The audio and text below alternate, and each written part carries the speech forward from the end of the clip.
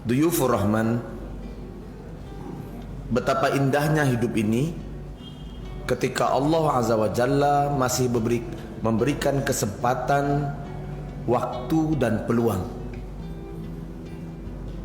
Tanpa kita sadari, tamu agung yang mulia, Ramadan Karim, rasanya baru kemarin kita memposting selamat datang Ramadan, selamat datang Ramadan. Sekarang tamu agung yang mulia ini telah hampir meninggalkan kita. Ini malam 21. Betapa ruginya. Betapa ruginya. Baginda Rasulullah SAW mengatakan kepada kita 3 perkara sungguh manusia itu dalam keadaan rugi. Apa perkara pertama? Perkara pertama, ketika disebut nama Allah, nama Rasulullah, kita enggan mengucapkan sallallahu alaihi wasallam. Rugi. Ketika disebut nama baginda, kita tidak mau bersalawat. Ini kerugian pertama. Kerugian kedua, bila Ramadan Allah telah hadiahkan kepada kita dan berjumpa dengannya, lalu setelah Ramadan tidak dapat keampunan dari Ramadan itu, maka sungguh kita adalah muslim yang rugi. Rugi akhi. Yang ketiga, siapa saja di antara antum yang masih memiliki orang tua, kandungkah atau orang tua mertuakah, maka sungguh dia adalah salah satu jalan ke surga Allah. Tapi antuna tak menggunakannya dengan baik, lalu melepaskan peluang surga itu begitu saja, maka kata Nabi sallallahu alaihi wasallam adalah orang yang merugi. 3 jalan kerugian Allah berikan kepada antum dan antum tidak gunakan fasilitas itu, sungguh antum adalah rugi. Dan Ramadan yang agung dan mulia ini telah hampir meninggalkan kita. Tidak ada jaminan tahun besok tuan-tuan, puan-puan akan berjumpa dengannya. Mulai hari ini kerugian itu akan bertambah lengkap bila mana tuan-tuan tak menggunakan dan tak berniat. Sedikit waktu yang Allah minta dari 24 jam kali 365 hari. Hanya sedikit waktu. Apa itu? Iktikaf. Iktikaf hari. Antum meminta setiap hari, ya Allah berikan Lailatul Qadar, berikan Lailatul Qadar, kasih ya Allah Lailatul Qadar, ampunkan ya Allah. Kenapa tidak lakukan usaha?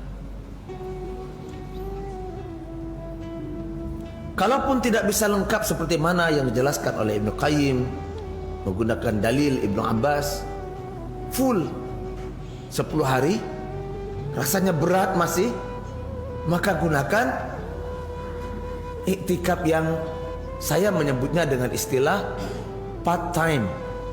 Yang 10 hari full itu namanya full time. Mulai malam 19 masuk 20, niatkan, putuskan kontak dengan dunia, tinggalkan handphone atau matikan handphone. Jangan iktikaf masih main handphone juga. Antum iktikaf masih sempat juga ngurusin kedai, antarkan ke sana, ambil PT di stand, di situ diurus. Allah, akhi, antum ghullu dalam bermuamalah, berlebihan. Allah, ini kesempatan. Kalau tidak sanggup, hakul iktikaf, sesungguhnya iktikaf yang diajarkan oleh Rasul dan para sahabat, antum part time, malam saja. Beberapa tahun yang lalu, ana pribadi kena kesibukan dakwah seperti ini, ana bawa keluarga. Pukul 5:30 sudah masuk semuanya, sudah loading di mobil. Ayo, di mana anak kita itikaf? Oh, Masjid Ar-Rahman, Pak. Oke. Buka di situ. Salat maghrib di situ. Kena jadwal kajian saya bergerak setelah maghrib. Anak dan istri tinggal di Ar-Rahman, tinggal di Muttaqin. Saya berangkat tugas, pulang kembali ke masjid. Terus baca Quran kah, solat sunat taubat kah, zikir kah, sampai datang qiyamul lail kalau ada. Kalau enggak, teruskan baca Quran. Capek tidur, capek tidur, baca Quran. Capek baca Quran, tidur lagi. Capek tidur, solat. Sampai datang subuh. Akhi, sungguh itu akan mengangkat derajat dan kemuliaan kita. Dan kalau tidak diniatkan, kalau tidak dipaksakan, maka antum tidak akan pernah menyentuh nikmatnya iktikaf. Paksakan. Tak sanggup dengan part time malamnya saja, maka ada iktikaf short time. Short time, macam orang kerja, Bung. Full time, part time, short time, singkat. Lebih cerdik lagi, pilih malam 21, 23, 25, 27, 29. Ini iktikaf bakhil, saya bilang. Tapi tidak apalah daripada tidak goyang, Ustaz. Untuk belajar. Maka Lailatul Qadarnya pun Lailatul Qadar belajar. Tuan, puan, kendaraan antum, mobil antum besok akan dihisap oleh Allah. Lebih banyak ke rumah Allah atau lebih banyak ke mall? Bahkan baju antum akan dihisap. Lebih banyak bawa ke masjid yang mana atau lebih banyak yang dikoleksi? Bu, pergi ke masjid baju ke itu aja, buruk saja. Tapi pergi undangan, pergi reuni, Allah, dihisap ibu. Pakai pakaian terindah, pergi ke masjid tuh. Kalau diizinkan suami, kalau tak diizinkan di rumah sholat kau, rumahlah.